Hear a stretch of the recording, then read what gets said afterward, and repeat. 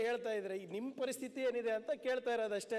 ನಮ್ಮ ಪರಿಸ್ಥಿತಿ ಲೋಕಸಭಾ ಏನಾಯ್ತು, ಇದು ಇಲ್ಲಿ ಕರ್ನಾಟಕದಲ್ಲಿ ಏನಾಗ್ತಾ ಇದೆ, ನಮ್ಮ ಪರಿಸ್ಥಿತಿ ಏನಾಗಿದೆ ನೋಡ್ಕೊಂಡ್ರೆ ಪ್ರತಿಪಕ್ಷ ಸ್ಥಾನ ಗೊತ್ತಾಗ್ತದೆ ಇಲ್ಲೇ ಅಲ್ಲ.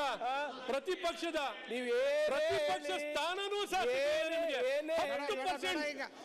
ಏಕ್ದಮ್ ಅಲ್ಲ. ಈ ಬಾರಿ ಬಿಡಿ ಸ್ವಲ್ಪ ಎಲ್ಲ ಪರಿಸ್ಥಿತಿಗೆ ಯಾವ ಮುಖ ಇಟ್ಕೊಂಡು ಮಾತಾಡ್ತೀರಾ?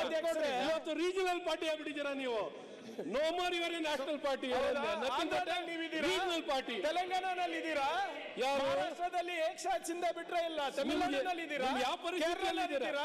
ನಾರ್ತ್ ಈಸ್ಟ್ ಅಲ್ಲೂ ಕಾಂಗ್ರೆಸ್ ಬೇಕಾಗಿತ್ತು ನಿಮ್ಗೆ, ಕಾಂಗ್ರೆಸ್ ಮಧ್ಯಪ್ರದೇಶದಲ್ಲೂ ಕಾಂಗ್ರೆಸ್ ಬೇಕಾಗಿತ್ತು ನಿಮ್ಗೆ, ಗುಜರಾತ್ ನಲ್ಲೂ ಕೂಡ ಎಷ್ಟು ಜನಕ್ಕೆ ಆಪರೇಷನ್ ಕಮಲ ಮಾಡಿ ತಗೊಂಡಿದ್ರೆ ನೋಡಿರಿ.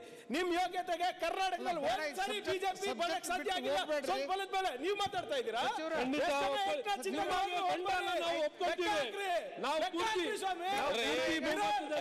ವರ್ಷ ಕೇಂದ್ರದಲ್ಲಿ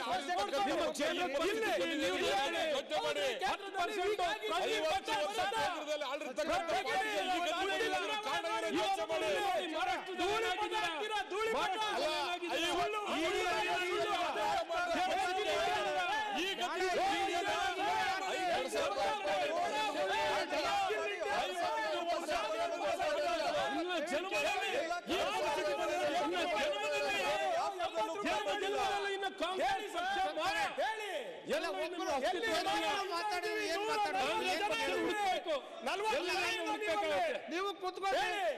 ಇಲ್ಲ ಅದಕ್ಕೆ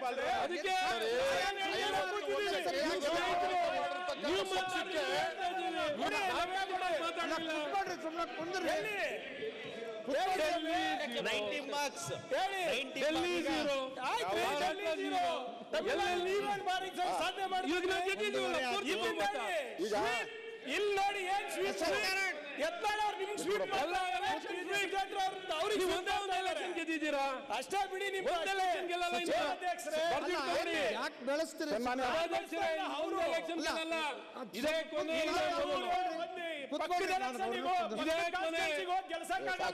ಮೋದಿ ಗುಣಗಾನ ಮಾಡ್ಬಿಟ್ಟಿಲ್ಲ ಅಂತಾರೆ ನಮಗೆ.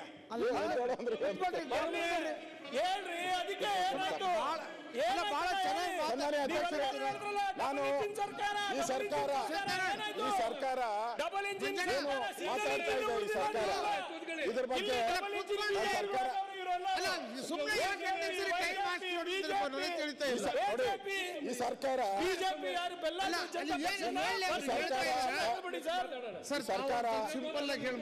ಈ ಸರ್ಕಾರ